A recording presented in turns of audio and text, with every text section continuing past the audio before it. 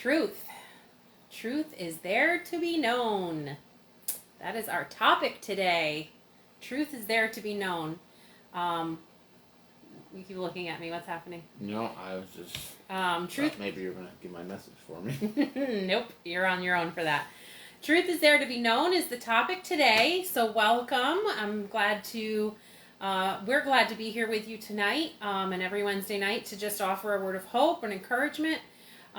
Today, more than ever, I think we could all use a little bit of truth and a little encouragement. So, so thanks for joining us, and give us a little thumbs up or give us a little hi in the comments and let us know where you're from. If you're watching it on a replay, let us know where you're from even then. We get to see those comments later too. And we'd love to know who is seeing this video and how far it's reaching. So, on that note, you want to hit Thanks. it? Yeah. Okay. So, I have some thoughts on truth that I want to talk about today, and actually didn't really have this plan particularly for the day that it is, post-election, and so it really has nothing to do with that, so I just put that out there as a disclaimer. I didn't do it on purpose. This was a thought that I had a while back. I've sort of been, Ruminating? Yeah, I guess that's the word. Wordsmith, thank you. In my mind for a while, just the idea that the truth is always there to be known. Because often I just think of certain situations and I think, how could they not know the truth, or how could they not see the truth? And, so I just thought, the truth is always there to be known, but I don't think very often, a lot of times, we, I'll include myself in this, don't want to know or see what the truth is for certain reasons. So, a couple of verses I'm going to read tonight. First one's going to be out of John, and this also goes along with what sort of kicked my mind going with this a while back. In John 18, we're going to read verse 37-38 here, and this is Jesus, and he's standing before Pilate, and he's being, tried before they're going to crucify him. And so this is what Pilate says to him.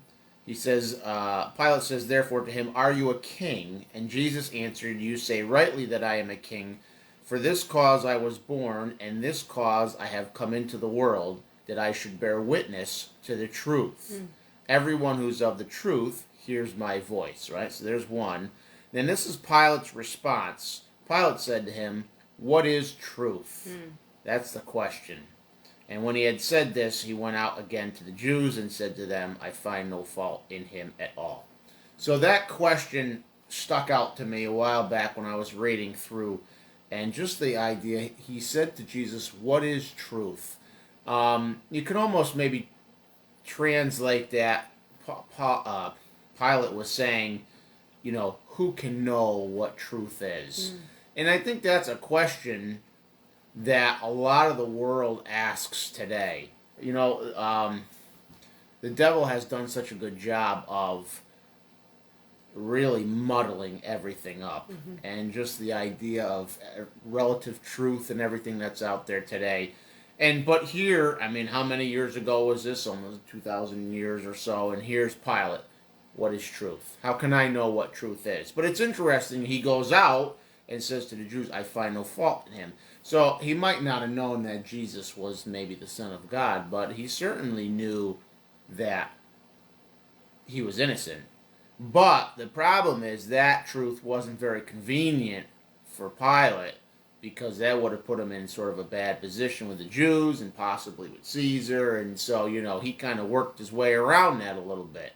And, I think we need to be careful of doing that ourselves. I think especially as Christians, and I guess first and foremost, biblical truth, but I think this plays out really in anything in life.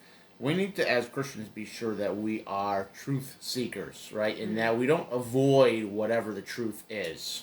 Yeah. So, one of the things that Jesus said in John 3:19 is he said that when he was talking to Nicodemus, he said the problem is that men love darkness rather than light because their deeds are evil. And so, we as humans, a lot of times we want to avoid the truth because the truth is the light, or the truth doesn't really work well for us, or we have our own maybe preconceived ideas, whatever the case might be. So the other verse I wanted to read, a couple verses in Romans. Now this is, again, the book of Romans that Paul is writing, and he's really laying out the gospel. And in the beginning of the book, chapter 1, he really makes some sort of foundational statements. And this is some of the things he has to say. For the wrath of God is revealed from heaven against all ungodliness and unrighteousness of men who suppress the truth in unrighteousness, because what may be known of God is manifest in them, for God has shown it to them. Since the creation of the world, his invisible attributes are clearly seen, being understood by the things that are made, even his eternal power and Godhead, so that they are without excuse. But because they knew God, but did not glorify God, right? And then here in verse 28, he sort of sums this all up, and he says, even as they did not like to retain God in their knowledge, God gave them over to a debased mind, right? So now, of course, he's talking in regards to salvation and the idea that all men have some knowledge of God, but the problem is we bury it, right? Because we don't want to know God. But again, I think this can apply everywhere. If we don't want to face the truth, know the truth, and deal with the truth, I think that at some point God will give us over to our own foolishness, as it were. And so then, sin, the problem with sin is that the further down that road you go, the worse it gets. So you deny a little bit, that's kind of what those first few verses, that what Paul's laying out, is they denied a little bit, but as they got bolder in their denial, it became worse and worse and worse until eventually God just gives them over, So anyway, just that we want to be very careful, especially as Christians, but people in general, that we are seekers of the truth and willing to know and understand the truth no matter what it is. So I had a couple of steps that I thought could go along with this that I just came up with myself. 4 steps to maybe think about. One, we need to want to know the truth, right? And the problem is many people don't. Sometimes even ourselves, we don't want to know the truth because it just doesn't maybe work out for us, or we have a certain point of view or a mindset and we don't want to, this especially works with, in sin, of course, because a lot of times we don't want to know what the truth is because we want to do our own thing, right? So that's number one. We need to want to know the truth. And then number 2, we need to research the truth. We need to know what the truth is. And, sometimes that's work. Sometimes that requires work. And I find that a lot of people don't know the truth because they can't be bothered to look into the truth. With Pilate, there was plenty of witnesses where he could have gone and found out what exactly the truth was. But, it didn't really work out for him, and he didn't want to be bothered. And, So we need to research and look into what is the truth, whether it's in the Bible or whether it's anything in life. What is the truth? We need to know that. We need to face that. We need to look into that. And it's going to be work sometimes. 3, beware false truth, right? That I said it earlier. The devil has done a great job at muddling things up. And sometimes he'll put a little kernel of truth with lots of lie. And we need to beware of that, right? Especially when it comes to the Bible.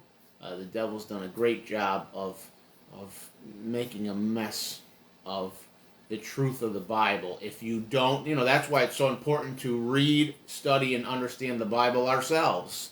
You don't have to be a great scholar, but you got to know what's in the Bible, because otherwise, how are you going to know if somebody tells you something it's not in the Bible or it's contrary to the Bible, right? So beware false truth. And then 4, we need to ask God to reveal the truth to us. That's probably maybe the most important, because He will, if we ask and we sincerely seek, reveal the truth to us. So anyways, just a little encouragement. Let's be people who seek and know the truth, no matter what it is, where it is. The truth, God, I believe, always has the truth there to be known, but it's up to us very often to find that truth, right? So. Yeah, and I've been studying through Proverbs, and it goes back and forth about wisdom. And one of the things about wisdom is that it talks often about wisdom is calling out in the streets. Wisdom is like looking for people to take it. Wisdom is like, yes, I'm here for you. I'm here. I'm right here. And we turn our face away. And so wisdom is where we find truth, because the fear of the Lord is the beginning of knowledge. Fools despise, this is my verse this month, fools despise wisdom and discipline. And so, this is my weekly verse. I almost didn't get it, Proverbs 1:7. But anyway, yeah, no, it's there. It's there. Truth is there. You're absolutely right. Right. And I was just thinking when you were talking about the Bereans, be like the Bereans. When they heard something about the Word of God, they didn't just believe it. They went and sought it out and said, is this true? Is this what God really says?